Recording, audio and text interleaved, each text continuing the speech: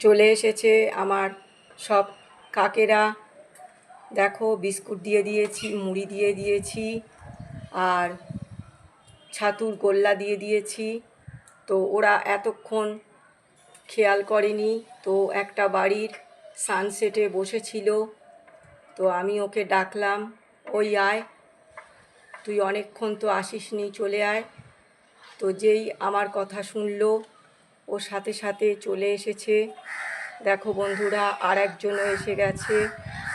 তো ওরা বিস্কুটগুলো টপ টপ করে মুখে পুরে দিয়েছে। টপ গোল্ড, ওরা ভীষণ ভালোবাসে টপ গোল্ড বিস্কুট খেতে।